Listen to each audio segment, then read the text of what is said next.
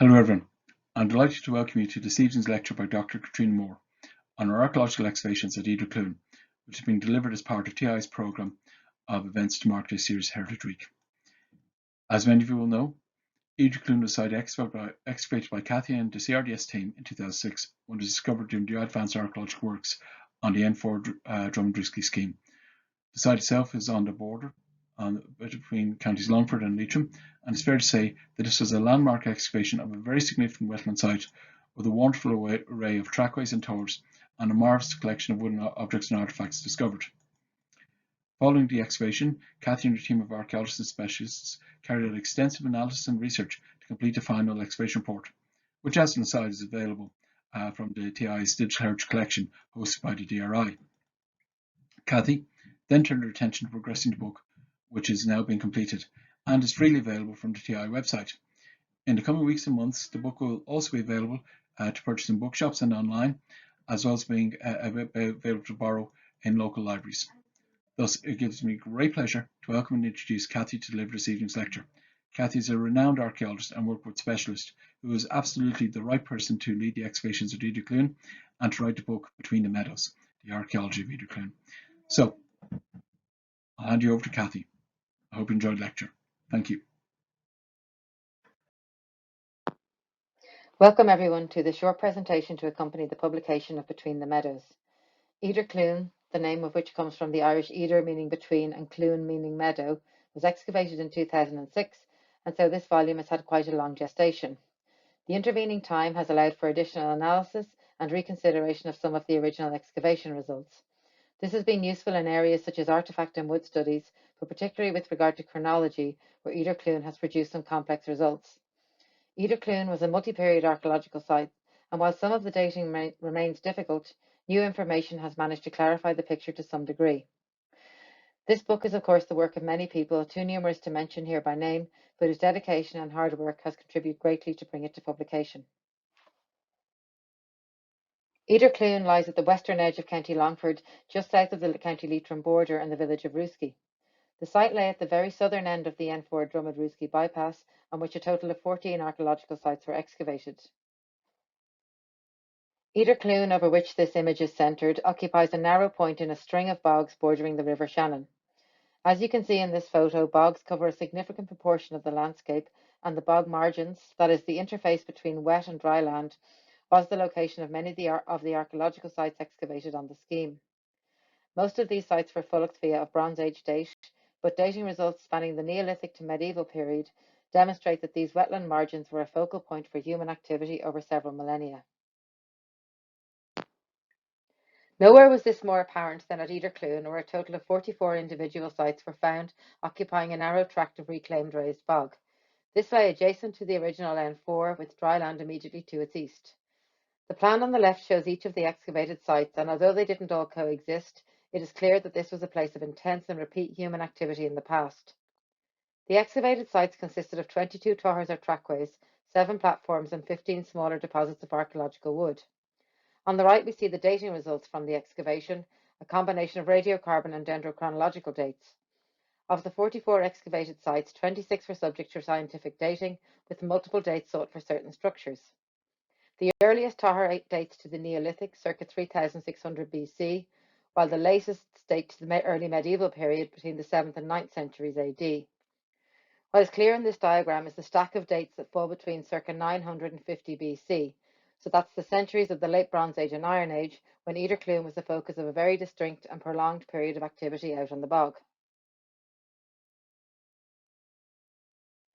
Wetland excavations like Edercloon have the advantage of excellent environmental preservation due to the anoxic or oxygen-free properties of the bog, and so they offer a rare opportunity to study the ancient environment and to reconstruct the contemporary landscape in which the sites were built and existed.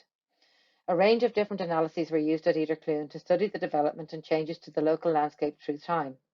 Some of these changes, such as, for example, tree clearance, were caused by human interference, whereas others, such as bog bursts, were the result of natural processes. Cores of peat taken from the bog were subject to multi-proxy analyses to understand the development of the bog and vegetation in the surrounding landscape. At a site level, thousands of wood samples were analysed, allowing reconstruction of the forests which were used to build the sites. Samples of peat taken from within and below the excavated structures contained minute remains of beetles and other insects, which provided detailed information on the specific conditions which existed at each site. The results of this work have been crucial in seeking to understand Edercloon and the landscape in which it existed at different points in time. So now we'll take a look at some of the sites excavated at Edercloon, all of which were numbered using the format EDC 1, 2, 3, etc. Edercloon 45 was the earliest dated site at Edercloon. Located about 2 metres below the modern ground surface, it was without doubt the best preserved tower that was excavated. It was built to a very specific design, moving from west to east, whereby longitudinal brushwoods and roundwoods, mostly of hazel, were loosely woven under and over transverse elements. This resulted in a strong and elastic structure which needed no pegs to hold it in place. This tower was built in the fen, an early stage in the bog's development, when the ground conditions would have included pools of open water and trees such as alder and willow. A fen is a habitat rich in resources. An insect remains from the site indicated the presence of animals in the area. Although only a 25-metre length of the tower was excavated within the road corridor, Edercloon 45 did extend beyond the development footprint. It is likely that the site ran from the adjacent dry land and provided a footpath out into the fen where the abundant natural resources such as plants and waterfowl could be exploited. A really striking aspect of Edercloon 45 was its similarity to a tower excavated in the Mount Dillon bogs by the late Professor Barry Raftery.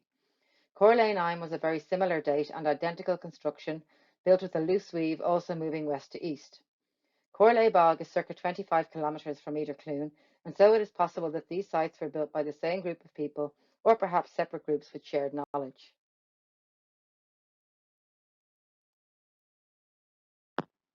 Moving into the centuries of the early Bronze Age, we had another tower at Edercloon which bore remarkable similarity to one from the Mount Dillon bogs.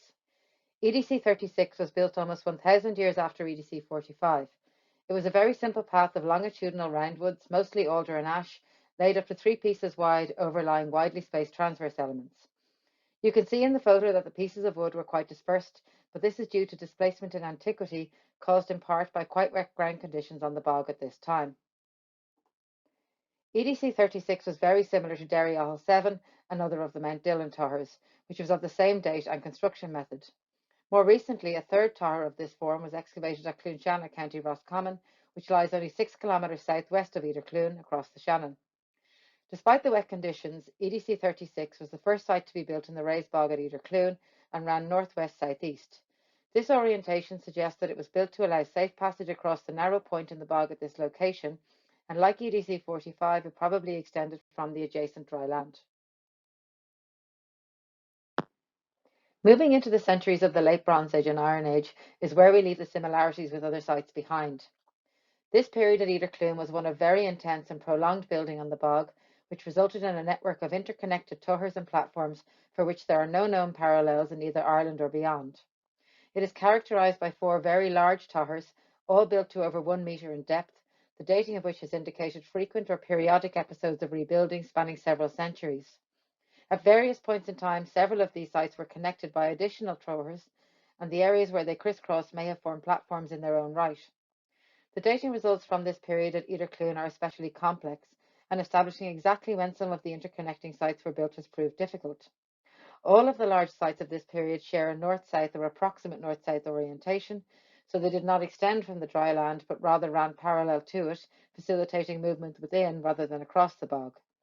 All of these sites extended beyond the development footprint, and so their ultimate destinations remain unknown.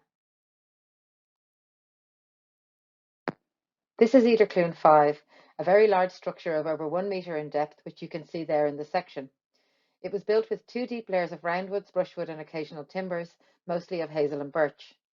Now you can see in the photo that some of the site is quite formally structured and well built, but it also changes along its length from mostly longitudinals to transverses and back again. Some of this appears to be a response to local site environment. For example, the very wide transverse elements visible in the background of the image were laid over a much wetter part of the bog.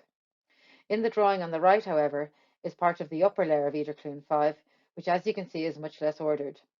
This is actually quite typical of the large trackways of this period at Edercloon, which although externally well defined, were internally quite chaotic, with much of the wood very irregularly placed and many pieces set at shallow angles. These sections of the trackways were very difficult to disentangle, as clearly defined episodes of construction were not always apparent. However, what has become apparent from study of the local site environment is that EDC5 is unlikely to have been exposed for very long on the bog surface, its great depth and weight probably causing it to sink quite rapidly. Taking a brief look at some of these other large and very deep sites, this is the upper layer of EDC 1213, a very substantial tahar of almost 1.5 metres in depth and up to 4 metres wide in places. Like EDC 5, this too had very structured areas, but was often quite haphazardly built. The dating results from this site indicate that its lowest layers were put down at the very end of the Middle Bronze Age, while the upper layers were completed in the Iron Age. At its widest, EDC 1213 measured 4 metres in width. This was the area where it converged with two other sites, and it's possible that this area formed a platform which people travelling from different directions could reach. This suggests that Edercloon Bog was an important place where separate groups of people wished to travel and to perhaps congregate. This image shows another of the very large north-south orientated tours. This is EDC 1B29, which was again over 1 metre in depth. The base has been dated to the late Bronze Age, while the uppermost layer is Iron Age. This photo shows the lower layers of the site, where a second tower, Edercloon 31, joins it on the left, and the longitudinals of one become the transverses of another. This arrangement shows very clearly how these sites were interconnected and formed a network of roads or paths which allowed movement within the bog rather than just seeking to cross or move through it. The undertaking to build this network was significant. Woodlands were managed, vast numbers of trees were felled, cut to size and brought to the bog to build the trackways. Not only that, but the date spans demonstrate that these routes were episodically rebuilt over several centuries. So Edercloon was clearly important, and the maintenance or rebuilding of the sites was carried through generations. What is somewhat surprising is that the pollen records for this period indicate quite low-level human activity in the immediate vicinity of the bog, and so it seems that the community who built this complex lived and farmed at some remove from the site itself. Interspersed among the tahars were a number of platforms. This first image shows Edercloon 1C, which was the largest example excavated. It was also the only platform with a definite relationship to a trackway. Smaller platforms, such as this example Edercloon 27, were also excavated. It is difficult to be certain about the function of platforms, as evidence for the activities that took place on them is rarely uncovered. They are most often explained as spaces where hunting and gathering of resources could take place. There is no direct evidence of either activity at Edercloon, but this is quite typical. In light of other evidence from the site, however, it is possible that they were used for ritual activity.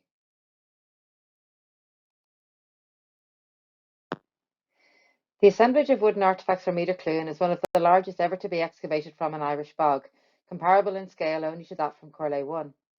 The range of objects includes domestic vessels such as bowls, tubs, and troughs, practical items like spears, tool hafts, and mallets, parts of wheels, and many items the function of which is unknown. Carved alder bowls were found in two sites. The scorch marks of embers in one offer a glimpse into Iron Age domestic life, while the beautiful carved handles of the second demonstrate the skill of the woodworker.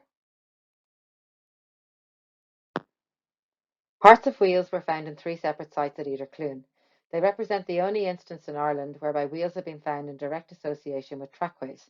However, none of the sites from which they were recovered would have been suitable for wheeled vehicles. The oldest of the three is the large block wheel portion found deep in the base of Tahar EDC5. Carved from alder, this artifact is unfinished, probably due to a blunder during its manufacture whereby the outer edge is incorrectly shaped. The remaining two pieces were parts of wheel rims or felloes. The piece shown bottom right was found in the upper levels of EDC 1213 and is of likely Iron Age date. The piece above it was found in an early medieval site. In contrast to the unfinished block wheel portion, both of these pieces were well used in antiquity and still have gravel embedded in their outer surfaces.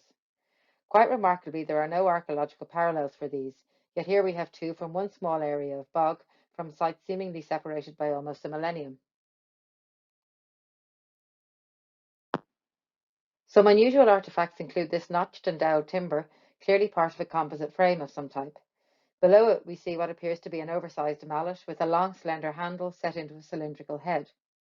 While this object does look somewhat unlikely, the collection of the National Museum of Ireland includes similar agricultural implements which were used until the recent past in the preparation of lazy beds.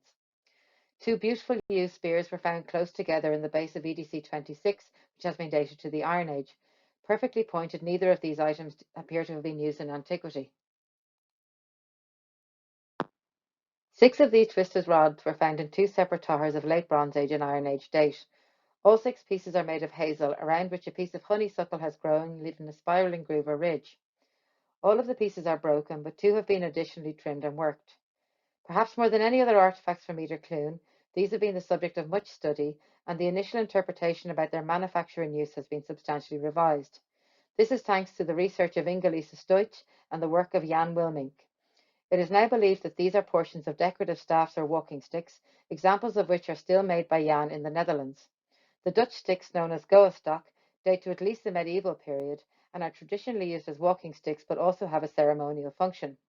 This may have resonance with the Edercloon examples, as they are highly decorative items and form part of the unusual artefact assemblage from the site. This, of course, brings us to why so many artefacts were buried at Edercloon. Of the 46 artefacts recovered, 31 were found within the 4 large towers of the Late Bronze Age and Early Iron Age. Furthermore, the artefacts were buried in a very structured way. In EDC 5, for example, objects were placed at very regular intervals along the base of the trackway.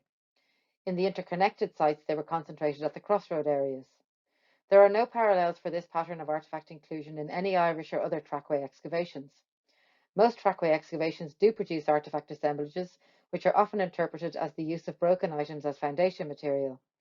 To be fair, in some cases this probably was the intention. However, such structured artefact inclusion at Edercloon can only have been deliberate. Ritual deposition of objects in wetlands is well attested to in the archaeological record, and it was clearly part of the Late Bronze Age, Early Iron Age tradition at Edercloon. Whether it was a highly ritualized or a simple act, we will never know. What is clear is that the centuries of the Late Bronze Age and Early Iron Age were a period of intense human activity on the bog. During this time, atypical structures which contained large number of objects were built and maintained over several centuries. It is this period which sets Edercloon apart and elevates it from a place of the everyday to somewhere more extraordinary. I will close with this view over the intact raised bog to the north of Edercloon, which was the origin and or destination of many of the large towers, and indeed the reason for such excellent preservation at the site. Once more, I offer my thanks to the many people who contributed to the excavation and to this publication.